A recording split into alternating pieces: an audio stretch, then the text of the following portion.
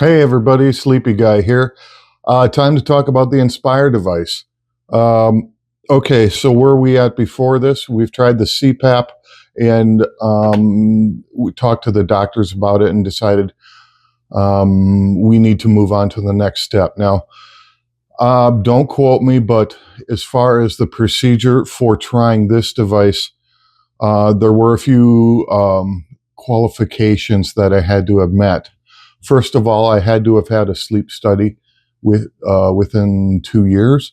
And second of all, I have had to have tried CPAP and having that determined by the doctor that that's not working. Okay, so with those two qualifications met, insurance, we got the approval and everything. The first thing that is done is they need to do a test to make sure that this is the correct, that I have the specific sleep apnea for the Inspire device. And the typical, and the one I have is narrowing of the airways here. And the main part of it is actually the tongue, and the tongue muscle, when they relax, they close into the airways and shut the airways. And that's what causes the breathing to stop and hence sleep apnea. So you go into the hospital for that procedure, just like any other kind of surgery. They get you prepared. You go into the operating room, and they put you to sleep. A very light sedation, and while you're asleep, they put a camera up your nose and down down to your throat, so they can actually visually see what's going on. And in my case, 100% verified that that's what's going on. Is when I'm sleeping, my tongue and tongue muscles are relaxing and closing my throat and airways, causing me to stop breathing, hence sleep apnea. So once that's verified, you'll get set up for the device install. The device will go into your right side here, and I haven't seen the device. I can feel it. It's maybe I don't know, an inch and a half by an inch and a half. It feels like my device has two leads on it. One is an electrode that goes, of course, under the skin, up the neck, and then into the electrode, which is then implanted into the muscle. The other wire goes in between the lung and the diaphragm, so it can measure your breathing rate and just your breathing patterns. I suppose it's like most procedures you see on TV or procedures that are offered, that it looks just awesome. And they never talk about, the difficult parts. And there certainly were on this one. Now, my doctor told me about them. And to be honest, it semi went one in through one ear and out the other. I was just excited to get this thing. I should have paid. I did not necessarily pay more attention, but just be aware of what he was saying, because it is a difficult recovery.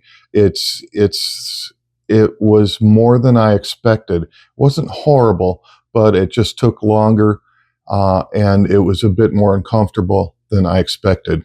Now, once they put it in, they're going to wait 4 to 6 weeks for that electrode to heal into the muscle that controls the tongue. So during the first month to 6 weeks, you don't use the device at all. And that's probably a good thing, because your throat is going to be swollen and a bit sore. The implant in the chest, that's no big deal. In fact, you can hardly even see the incision mark anymore. I mean, no big deal at all. It's just below the collarbone, in the chest, right about here. Now, this part, however, in the throat was not what I expected. It swelled up like there was a golf ball inside my throat sticking, and I'm not exaggerating on that. It was big and it was hard, but it was normal for this procedure apparently. So for that first month to 6 weeks, you're not using the device at all. And it does take that long. That swelling slowly goes down, but it does take its time. In fact, I can still feel it's not swelling. It just must be where the electrode is in the muscle in my throat. But it does take that month for that swelling to go down. So expect that. If you go to work, just know you're going to have a big bulge here with a pretty good scar, which I'm sure you can see. This one is much more noticeable than the one on the chest. Not that I care, but it is what it is. Okay, so I saw the doctor. He just checked over the surgical part of it, made sure it's healing and everything okay. About 6 weeks after the implant procedure. Then I went to see a pulmonologist, I believe, a lung person who is trained with the Inspire device, and she's the one who monitors it. She can monitor it remotely, and she's the one who initially set it up and showed me how to use it. It's very versatile as far as the power that you can use, and depending on how sensitive you are. Like I said before, I'm an extremely light sleeper, so the sensitivity level on mine is nearly as low as it can get. And I'll have to admit, the first time when they turned it on, I jumped. She said most people do that, but it was wow. Yeah, it was definitely working. It was in there and I felt it. So we turned, and it was set kind of at a medium level there. So she turned it way, way, way down, almost to the lowest level there is. And we tried that. If you've ever used a TENS machine on a muscle anywhere on the body, and how the muscle kind of, does this as it's working, essentially that's what the Inspire device does with the muscle that controls your tongue. So we got it all set up, came home and tried using it for the first time. One nice thing about this is you can set it to turn on, like mine is set to actually start working 20 minutes from when I turn it on. And the reasoning being, you get 20 minutes to fall asleep, and then it starts, and hopefully it doesn't wake you up, and it just works in the background without interrupting your sleep. That delay time is adjustable. My nurse practitioner said that some people set it to 10 minutes, some people set it to 30, but I seem to think that 20 was plenty time for me to fall asleep, and it seems to have been the case. It did take some getting used to, and after having it for about a year, I think I've got the power comfortable. You have to kind of play a balance to where it's, well, not too much, not too little. Too little, it doesn't work. It isn't as effective. Too much, of course, it's going to wake you up. There's a pause feature on here. I need to use the restroom a few times every night. So the pause feature, you just click the button and it does exactly that. It stops for, I think mine is set for 15 minutes. And that also is adjustable to allow you to get back to sleep. It doesn't matter which one you use. Just so when you wake up in the middle of the night, pause it or turn it off, use the restroom, and come back and forget to turn it back on. I did that a lot. I don't know. I don't know why. I mean, I know I needed to turn it back on once I got up, but whether, I don't know. I don't know. All I know is, for quite a while, I was not turning it back on, and that showed in my sleep records very clearly. So I don't know, after 8 months, 12 months, the device seemed to be working good. However, that wasn't the end of my trouble.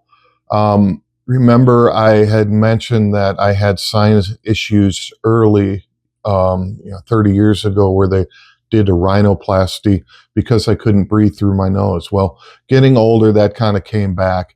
And in fact, up to the point of the CPAP, it was barely tolerable. I would say one nostril would be closed 100% of the time. The other one, 75% closed all the time. And it never really got better. So it made sleeping really difficult. However, with the CPAP, that wasn't noticed as much because of that pressure in there, kind of kept everything open quite a bit.